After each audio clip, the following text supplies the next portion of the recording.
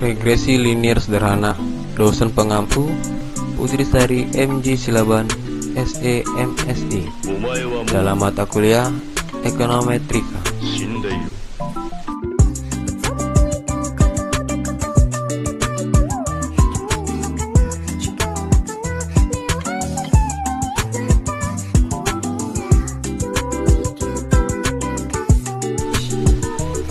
Kami dari kelompok 4 yang meranggotakan Damayanti Lubis, Joshua Menulang, Nur Rahmanda, Puspita Sari Damanik, Putriani Turnip dari program studi pendidikan ekonomi 2018 akan mempresentasikan hasil pekerjaan kami.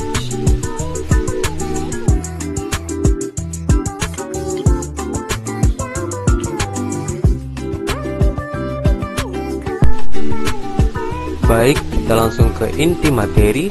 Yang pertama, kita akan membahas definisi regresi linier sederhana. Yang kedua, model regresi linier sederhana.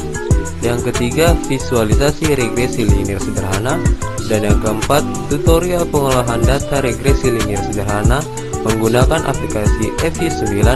Dan yang terakhir, yang kelima, interpretasi hasil pengolahan data.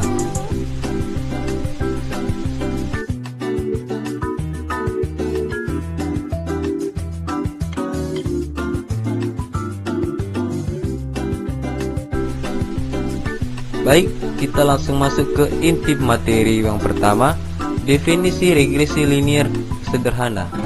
Regresi adalah pembangunan model untuk memprediksi nilai dari data masukan yang diberikan. Klasifikasi digunakan untuk memprediksi label kelas atau kategori.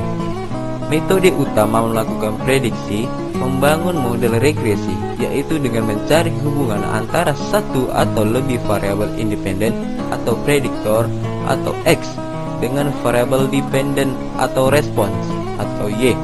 Regresi linier sederhana adalah metode statistik yang berfungsi untuk menguji sejauh mana hubungan sebab akibat antara variabel faktor penyebab atau X terhadap variabel akibatnya.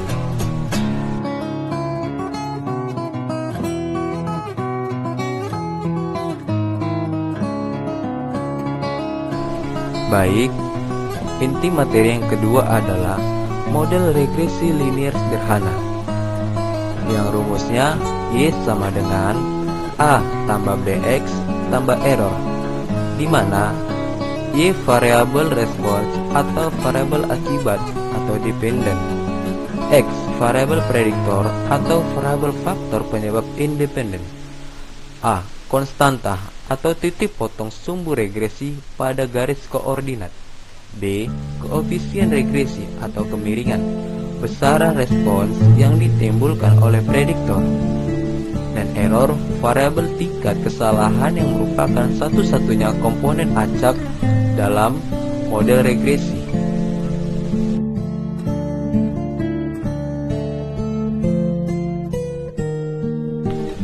Baik, kita masuk ke inti materi yang ketiga, visualisasi regresi linier sederhana.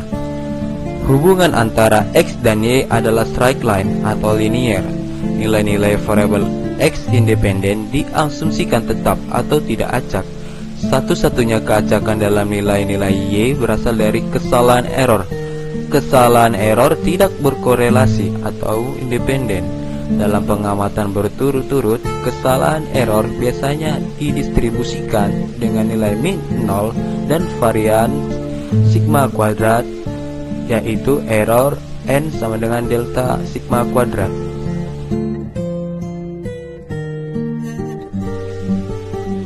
Baik, kita akan masuk ke inti materi yang keempat, tutorial pengolahan data regresi linier sederhana menggunakan aplikasi FY9. Perlu diingat, data yang digunakan ialah data time series.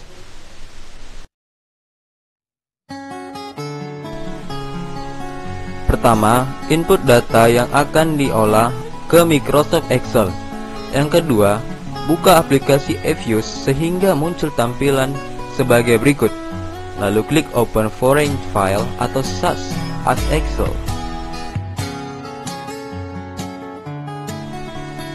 Yang ketiga, Masukkan file data yang hendak diolah. Yang keempat, maka akan muncul tampilan sebagai berikut, lalu klik next.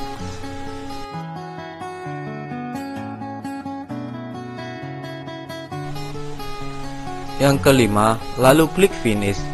Pada tampilan berikut, Efuse telah membaca data bahwa data yang dimasukkan adalah data time series. Yang keenam, apabila muncul tampilan seperti ini, kemudian klik no.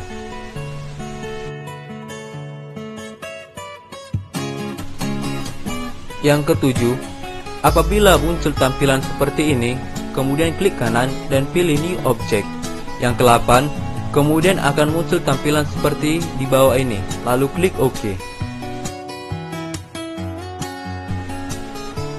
Yang ke-9, apabila muncul tampilan seperti ini, lalu masukkan nama variabel sesuai dengan nama variabel yang telah diinput di Excel dengan rumus Y sama dengan A tambah BX1, kemudian klik OK.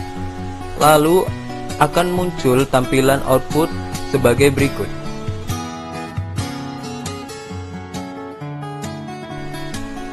Yang ke-11, untuk mencari nilai uji normalitas, maka langkah-langkah yang dapat dilakukan sebagai berikut.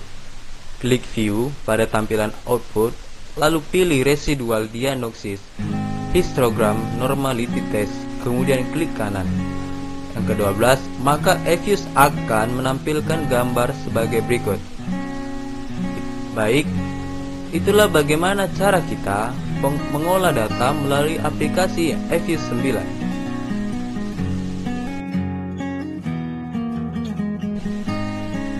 Baik, kita masuk ke inti materi yang kelima, interpretasi hasil pengolahan data. Berdasarkan nilai koefisien, mampu menunjukkan besarnya proporsi perubahan besaran permintaan KTT atau Y dalam satu satuan masing-masing variabel. Adapun koefisien masing-masing variabel dapat dilihat dalam persamaan regresi penelitian seperti model berikut. KTT sama dengan 99011,29 dikurang 5353,538 SBK. Berdasarkan koefisien di atas, maka dapat dijelaskan sebagai berikut. Yang pertama, konstanta sebesar 99011,29 menunjukkan bahwa jika variabel bebas seperti SBK atau X1 adalah konstan, maka permintaan KTT atau Y akan tetap sebanyak 99011,29%. Yang kedua, setiap kenaikan SBK atau X1 sebesar 1%, maka akan menurunkan besaran permintaan KTT atau Y sebesar 5353,538%.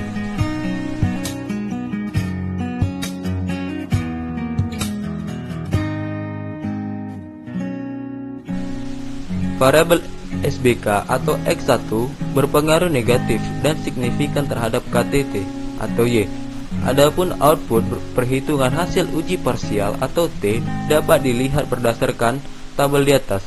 Diketahui bahwa nilai T hitung sebesar 7,625633 lebih besar dari T tabel 2,032245 dan perolehan nilai probability 0,0000 lebih kecil dari 0,05, maka H0 ditolak pada taraf alfa 5%. Adapun hasil perhitungan koefisien determinasi atau R, dalam penelitian ini diketahui bahwa R kuadrat sebesar 0,631037.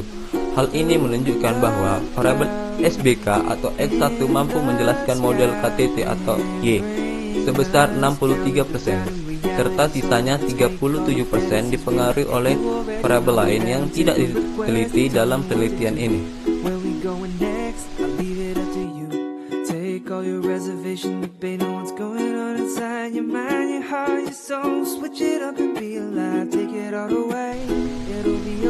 Adapun perolehan hasil output uji normalitas berdasarkan tabel di atas, diketahui bahwa nilai probabilities sebesar 0,520537 lebih besar dari 0,05, maka dapat disimpulkan bahwa data berdistribusi normal dan tidak terjadi pelanggaran uji normalitas dalam penelitian ini. Adapun output perhitungan hasil uji simultan atau F dapat dilihat berdasarkan tabel di atas. Diketahui bahwa nilai F hitung sebesar 58,15028 lebih besar dari F tabel sebesar 0,464816 dan perolehan nilai probability sebesar 0,0000 lebih kecil dari 0,05 sehingga H0 ditolak.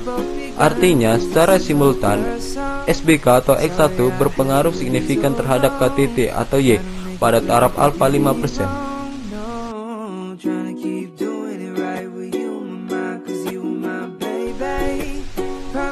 Baik, sekian dari presentasi kelompok 4. Apabila ada kesalahan, mohon dimaafkan. Terima kasih, selamat beraktivitas.